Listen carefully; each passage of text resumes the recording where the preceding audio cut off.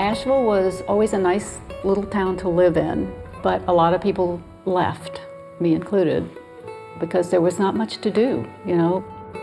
I guess it was like 25 years ago now. Young people moved here and they infused life back into the city. And the craft industry started, it just boomed.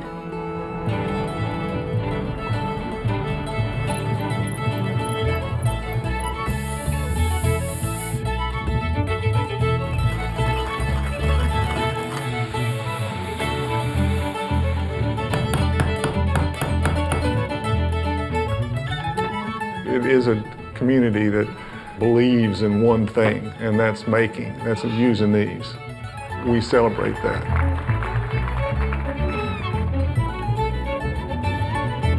What comes to mind when you're talking about the economy, particularly in this area, is how important the craft community is to the economy in Western North Carolina. I mean, it is arguably the largest concentration of craftspeople in the country.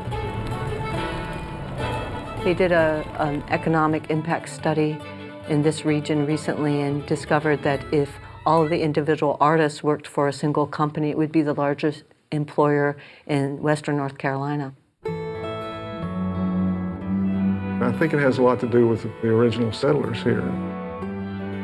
The earliest European settlers were quite isolated living in the mountains, so that there was a mentality of self-sufficiency. So in this area, women wove the fabric that they needed for their homes. And that history of particularly textiles has survived and continues to feed the economy.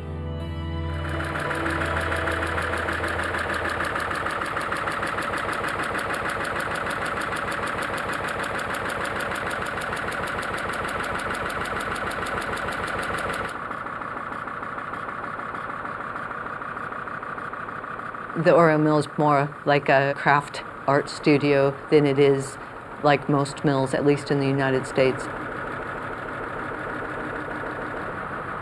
6 jacquard looms that we have up and running have a different setup. In some cases, a mill will have only one setup and all the looms will be the same. That's what you do to support volume and commodity production. We chose a very different approach.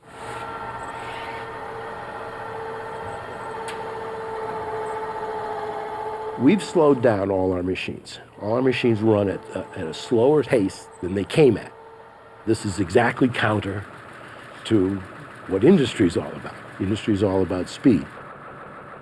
I would say, yes, I'm an entrepreneur. I'm a designer, I'm an artist, I'm a business person. Ultimately, it all boils down to one thing. I'm a hard worker, and I love what I do. About the size of the roll and how much everyone here is creative. In a startup in particular, you have to have people who can wear different hats. And in most mills, you punch a clock and you do one thing and you do only that one thing for 40 hours. And for some people, that's their comfort level.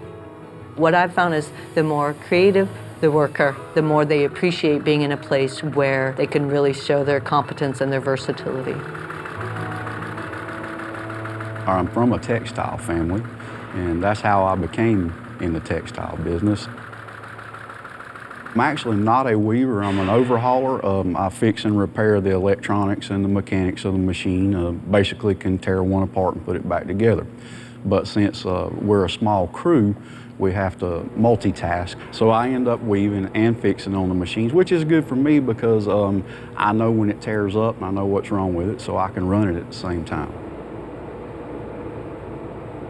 Even though they're smart or intelligent machines, they tell you everything, you still have to have the skill set with the hands in order to operate it.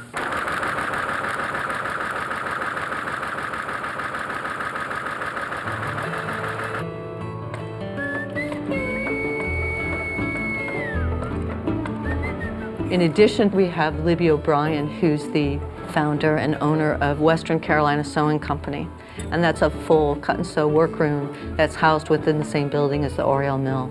And that has allowed me to collaborate with someone whose expertise in sewing and construction is unsurpassed.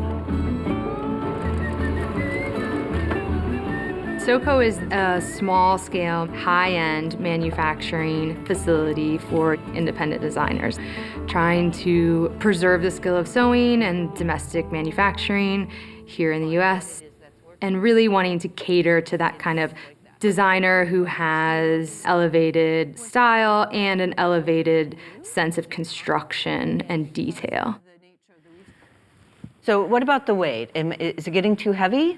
Is there too much stretch on the bias? My first experience with textiles or cloth was helping my mom cut and sew our clothing. Textiles was part of daily life, out of necessity. Her mother made all of their clothes out of flour sacks, so she has very strong memories of going to purchase the next bag of flour and being quite mindful on which pattern they needed to purchase, and they knew how many flour sacks it took to make a particular dress. But that tight rib is what's giving us that. My grandma and my mother would make me everything, and that experience of choosing the right buttons, choosing the fabric, choosing the pattern was what we spent our time doing.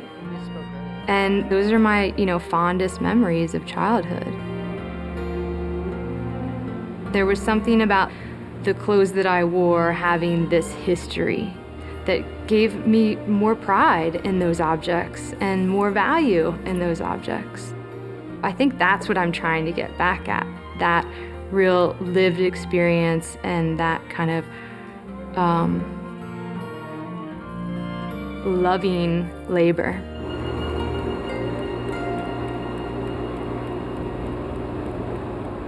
I instill in my crew and in myself is that really it's not about how fast we can do it, it's how good we can do it.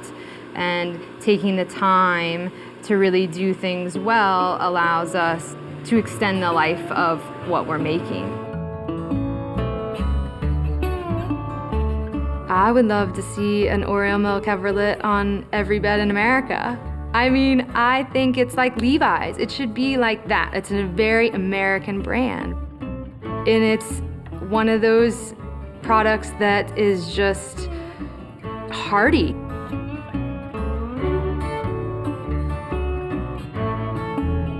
I think textiles are often underappreciated because they are so much a part of almost every moment of our daily lives.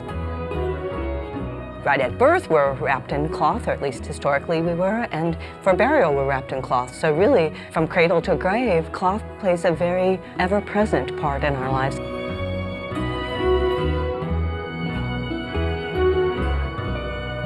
The harness measurements. And Stefan Michelson is the reason that the Oriole Mill exists. Without his investment, it could never happen. What I bring to the equation is sweat equity. My knowledge, my expertise, and my willingness to do whatever it takes for as long as it takes to make this mill a success. There are times when people tell me that I'm courageous, and I think that's a lovely thought, but I think it's not accurate. What comes to my mind is whitewater rafting. There's a point when you're going through the rapids where it's too late to say, never mind, I've changed my mind, I don't want to. I want to get out now. It's too late. But I don't have a choice because there's too many people depending on me.